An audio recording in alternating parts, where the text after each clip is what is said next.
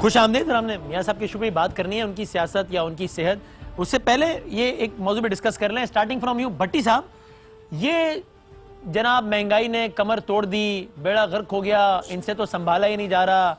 टमाटर देखो एक साल में 315% महंगा, इन्फ्लेशन देखो 9.4%, कर्जे ले लिए हैं 2,500 अरब से ज़्यादा सिर्फ 7 माह में। जो रेवेन्यू का टारगेट है वो सिर्फ 9 माह में मिस हो गया है 380 अरब से। ये सारा ये शोर ज्यादा है, तनकीद बराए तनकीद ज्यादा है। कोई भी हुकूमत आती तो मोर और लेस ऐसी ही तस्वीर होती, क्योंकि पिछले वाला इतना बेड़ा गर्क करके गए थे, या वाकई से मैनेज नहीं हो पा रहा। आपकी क्या राय है? देखिए, मायूसी, मुकम्मल मायूसी तो नहीं, और ना मैं होना चाहता हूँ, ना पहलों से था ना अब से था। उम्मीद थी और उम्मीद है, लेकिन फ्रस्ट्रेशन बहुत है। और दूसरी बात यह है कि ये अब छोड़ दें कि और हुकूमत होती ना होती। आप अपनी हुकूमत के या मौजूदा हुकूमत के जो दावे, वादे, नारे और जो उनसे वाबस्ता तवक्कुआत हैं, उनकी बुनियाद पर यह सवाल आगे बढ़ाएं। आपने जो एंग्रो यंग मैन अल मारूफ चीखों वाला बाबा जी जो हैं, आपने जितनी मेहनत, रियाजत, लगन, जस्तजू, अनथिक मेहनत और जितनी सैर हासिल वक्त के बाद वो पुरानी गलतियां दोहरा रहे हैं, वो उनका कमाल है। ये किसकी बात आपने कभी हॉकी से बैडमिंटन, असद उमर साहब, जनाब चीखों वाला बाबा, एंग्रो यंग मैन, इसके बाद भी अगर कोई आपको है, कोई असद उमर साहब के अलावा भी कोई हो सकता है। अच्छा ठीक। आपने कभी हॉकी से बैडमिंटन किसी को खेलते देखा है? नहीं देखा तो यार 7.5 महीने में आपने देख लिया होगा। यानी हेलमेट पहनकर कभी किसी को बाल कटवाते देखा है आपने? नहीं देखा होगा तो इनको देख लिया होगा। अपने ही गोल में खुद गोल करते हुए और फिर खुशियां मनाते हुए कभी देखा है? इनको देख लें।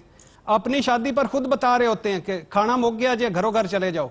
तो ये है यानी कितनी अजीबो गरीब है। ये ची गवेरा थे हमारे, ये कास्त्रो थे हमारे, ये इनकलाबी थे हमारे, ये हमें रायवेंड के महल्लात बताते होते थे, ये बिलावल हाउस के खर्चे बताते थे, ये कहते थे ओ ये पेट्रोल बम फेंक दिया गया, ओ महंगाई आ गई, ओ ये हो गया, ओ फलाना हो गया। एनर्जी चोरी जो है, वो बड़े चोर जो हैं उनको कोई पता ही नहीं है। 6.5 अरब डॉलर की जो एनर्जी चोरी है, कोई पता नहीं है। टैक्स नेटवर्क जो है वो उसका कोई वो पता ही नहीं है। नए को भूल गए हैं, पुरानों के हाथ पांव फूल गए हैं। इंपोर्ट एक्सपोर्ट गैप वैसे बढ़ रहा है। बैरूनी अंदरूनी कर्जे रोजाना लेके मौजें कर रहे हैं। मोदी जामा हवा दे नाल महंगाई और डॉलर। और दूसरी ये भी चलो इतने भी कबूल था, उसके बाद है डायरेक्शन कोई नहीं है। यानी विजन और वो तो एक अलग बात है, डायरेक्शन कोई नहीं, करना क्या है। आज वो टैक्स एक और स्कीम वो अभी वो उन्होंने फरमाया है कि 5 साल में 4 हो गई हैं, तो अल्लाह के फजल से 5वीं या 6वीं भी हो जाए तो क्या हो जाए। और ये वो है बड़ा अजीम यू टर्न के जिस पे वो कहते होते थे इमरान खान साहब के, हमने चोरों डाकुओं को तहफ़्फ़ुज़ भला फराम करना है। आकर ये जो जिनके बाहर माल हैं वो आके तो थोड़े से पैसे दे के निकल जाएंगे, तो क्या करें।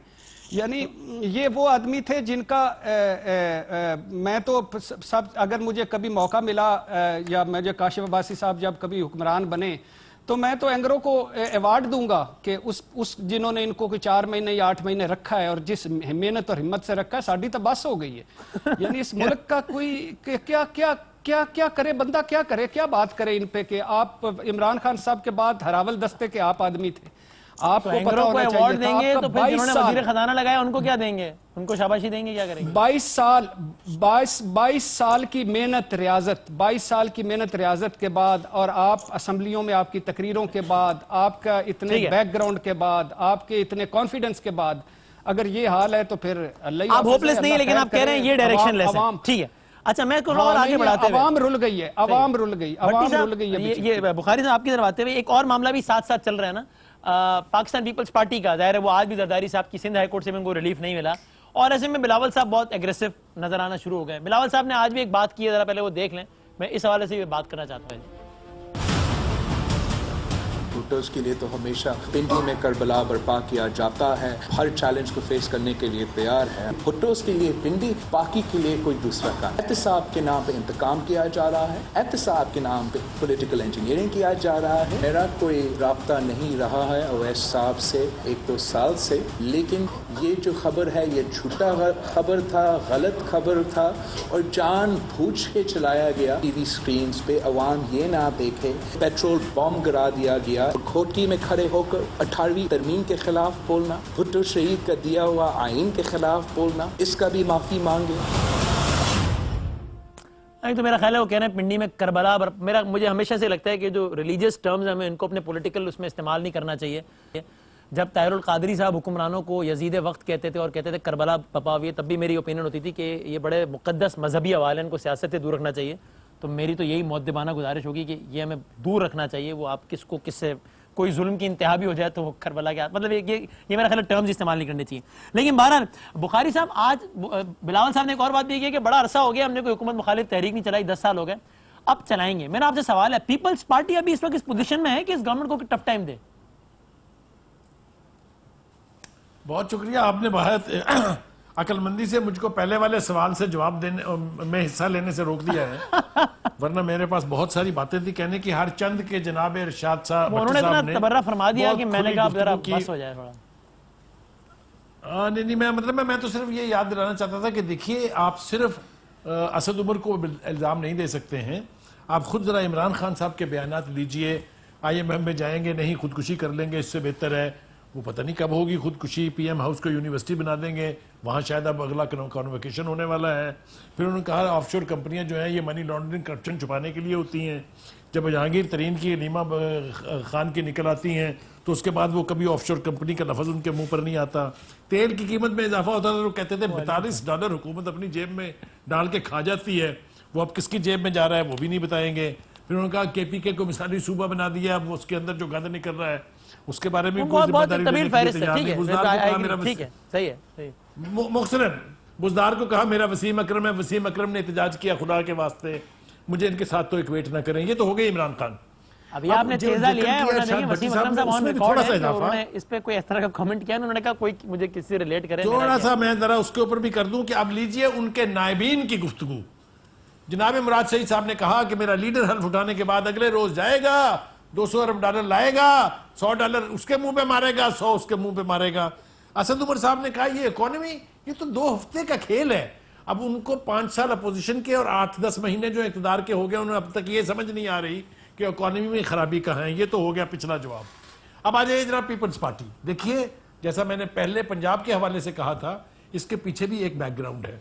अच्छा, पीपल्स पार्टी ने बिलावजह 18वीं तरमीम को इशू नहीं बनाया है। 18वीं तरमीम का फितना या इशू कहां से चला था, मेरे साथ बैठे हुए मेरे सीनियर पैनलिस्ट सबको पता है। ये गुफ्तगू कहां से आगाज पाई थी और क्यों ये किया जा रहा है। कोई कहता है कि ये 1 पार्टी रूल लाने के लिए बहुत जरूरी है कि अंडू किया जाए इसको, पहले 18वीं तरमीम को। कोई कुछ कह रहा है, कोई कुछ कह रहा है। हुकूमत से जो बुनियादी गलतियां हुई वो ये कि आगाज ही में, अभी इक़्तिदार में 1 महीना नहीं हुआ था तो वो चढ़ दौड़े सिंध पर कि यहाँ हम गवर्नर रूल लगाएंगे। फिर उसके बाद उन्होंने कहा नहीं जनाब GDA से मिलकर हम इस हुकूमत का तख्ता उल्टेंगे। ये काफ़ी अरसे से चल रहा है और चल इसलिए रहा है कि लोगों का ये ख्याल है कि पीपल्स पार्टी को नवाज लीग की तरह से अंडरमाइन करके और 1 पार्टी रूल की तरफ बढ़ा जाए, चाहे बाई इलेक्शंस करवाए जाए, चाहे नए इलेक्शन करवाए जाए, जिसका तज़किरा भी खुद किसी और ने नहीं बल्कि इमरान खान साहब ने 4थे या 5वें महीने में कर दिया था। तो कहने का मतलब है कि ये जो आप कह रहे हैं इसके पीछे भी कुछ है बिलावल साहब की जबान, इसके पीछे JIT के अलावा और क्या है? जी मैं एक बस थोड़ा सा हमें फर्ज करें JIT नहीं बनी, एहतसाब नहीं हो रहा, तो फिर ये जबान होती क्या? एक मिनट, जब तक पीपल्स पार्टी की जरूरत थी उस वक्त तक बलोचिस्तान की हुकूमत तोड़ने के लिए जरदारी से अच्छा कोई नहीं था, चेयरमैन सेनेट इलेक्ट करवाने के लिए जरदारी से अच्छा कोई नहीं था। जब वो खत्म हो गए और दूसरी तरफ से PMLN जो है वो अंडरमाइन हो गई है, तो अब उनका ख्याल ये है कि Zardari and company are an easy target, सही है, इसलिए ऑनस्लॉट है। और ये वाइस वर्सा है ना, जरदारी साहब को भी ने भी खुशनुदी हासिल करने के लिए सब कुछ किया, पीपल्स पार्टी के डेमोक्रेटिक क्रेडेंशियल्स को साइड पे उठा के रखा और जो है वो तमाम दर जमहूरी उसूलों के बरखिलाफ बलोचिस्तान के लोगों को खरीदा भी गया, सेनेट में खरीदो फरोख सब कुछ हुई। और वो फखरी अंदाज में कहते रहे कि मैंने तो कहा था मैं आपका चेयरमैन सेनेट नहीं बनने दूंगा, मैंने नहीं बनने दिया। फखरी अंदाज में कहते रहे कि बलोचिस्तान के लोगों को मैंने तो कुछ नहीं किया, मैंने तो दुआ दी है उनको सिर्फ, पता नहीं वो दुआ से उनकी क्या मुराद थी। तो फिर वो भी फिर जब अब खुशनुदी हासिल होना बंद हो गई तो वो 18वीं तरमीम याद आ गई। मेरा ख्याल दोनों तरफ काशिफ भाई साहब, लेकिन साथ साथ ये बताएं, ये अभी एक साबिक वजीर ने भी ट्वीट कर दिया, कुछ लोग बात के जनाब इन हाउस चेंज ये वो, मुझे जाहिर तौर पर लगता है ये बहुत ही एक बेवक्त की रागनी है मेरे ख्याल से। आपका इसमें क्या ओपिनियन है? ये हो जाएगा वो हो जाएगा, I think too early and baseless, your opinion? देखें मैं आई एग्री विद यू, बहुत ये इस तरह का कुछ अभी तक तो कुछ नहीं हो रहा। पहली बात। दूसरा, मैं बड़ी इज्जत और एहतराम के साथ बुखारी साहब के इस एनालिसिस से बिल्कुल एग्री नहीं करता कि वन पार्टी रूल की तरफ जाने की कोई कोशिश है। जरदारी साहब का या पीपल्स पार्टी का, यार आप या तो ये मुल्क में फैसला कर लें कि बेनामी मर्दों के अकाउंटों से पैसे निकलें, फलूदे वालों के अकाउंटों से पैसे निकलें और आपसे पूछा ना जाए कि पैसे कहां से आ रहे हैं। किसको डिफेंड कर रही है पीपल्स पार्टी? पीपल्स पार्टी इस टाइम आसिफ जरदारी को डिफेंड नहीं कर रही। पीपल्स पार्टी इस वक्त अनवर मजीद को डिफेंड कर रही है। वजह क्या है कि सारी शुगर मिलें उसके पास है, सारे पैसे जितने इस अरबों रुपए रोटेशन में अब हमने देखे जेआईटीज में। आप ये कह रहे हैं कि सारी की सारी खबरें गलत हैं। क्या वजह होगी कि इनको एकदम 18वीं तरमीम देंगे? अगर 18वीं तरमीम या भुट्टो का आइन या हम ये नहीं करने देंगे, ये तो उन्होंने आमलियत शुरू कर दी है इस मुल्क में। मुझे तो एक बात समझ नहीं आती, एक कानून है, कोई भी कानून किसी वक्त के लिए बनता, वो कानून हमेशा खुला रहता है इस डिबेट पर कि जिसकी मेजॉरिटी होगी अगर उसके पास अक्सरियत हो वो उसको बदल सकता है। असूल तो यही कहता है, डेमोक्रेसी तो यही कहती है। मुझे ये कैसे, ये कौन सा असूल है कि छलांगे मारते हैं सिंध में खड़े होकर कि पंजाब को तकसीम करो, छलांगे मारते हैं केपी तकसीम करो, सिंध के तकसीम की बात आती है कहते हैं खून की नदियां बहेंगी, हमारी लाशों से उतर के गुजरेंगे। ये डेमोक्रेसी है। पीपल्स पार्टी कौन सी जमहूरियत सिखा रही है आज इस मुल्क को? आप कानून बनाएं, आपकी हुकूमत है, आपके पास मेजॉरिटी है, आए अपना कानून बनाएं, आपको बेहतर लगता है, जो बेहतर लगता है वो करें। दूसरे को लगता है कि आपके कानून में कुछ हुक्म है, उसके अंदर कोई तब्दीली करनी चाहिए, तो आप उस पर आपको जमहूरियत भी खतरे में होती है, 18वीं तरमीम भी खतरे में होती है। मैं सुन रहा था बिलावल साहब का बयान। हाँ, ये डेमोक्रेसीज नहीं है, ये इसमें डिबेट नहीं है। इसमें मैं हूं, मेरा बाप था, मेरी वालदा थी, मेरा नाना वजीर आजम था, उसने ये कर दिया, भुट्टो के नाम पे हमने ये कर दिया। यार आपकी बड़ी कुर्बानी है, आपकी पार्टी, आपकी फैमिली की बहुत कुर्बानी है, दो जाने गई हैं इस फैमिली की। पर बराए मेहरबानी मुल्कों को और जमहूरियतों को जमहूरियत के मुताबिक चलने दें। ये मुझे ये जो डराने वाला ना, पूरी पाकिस्तान को डराना शुरू कर देता है, जो पार्टियां खत्म करने लगे हैं। और ये वन पार्टी, कुछ वन पार्टी रूल नहीं है। They have to be accountable. इनको जवाब देना चाहिए, देना पड़ेगा। मुझे तो ये समझ नहीं आती, आप इनसे सवाल पूछो कि जनाब आपके ये पैसे कहां से आए, इसका जवाब क्या है? कोई जवाब आया किसी की तरफ से कि पैसे हमारे नहीं है, ये सर मेरे अकाउंट देख लें, मेरा टैक्स स्टेटमेंट है, मेरे ये प्रॉपर्टीज है, इसके अलावा कोई निकल आया आपका? कोई आपने सुना इस तरह के बयान? सही। आगे से जवाब क्या? जो 18वीं तरमीम खतरे में पड़ गई क्योंकि मैं कलतम तंजीमों के खिलाफ बोलता हूं, इसलिए सारा कुछ हो रहा। इस वजह से नहीं हो रहा। आपकी सियासत बहुत अच्छी, सियासत करें, लेकिन बराए मेहरबानी लोगों को कंफ्यूज ना करें। जहां आपको अपने पैसों के जवाब देने चाहिए वो आपको देने पड़ेंगे और देने चाहिए आपको।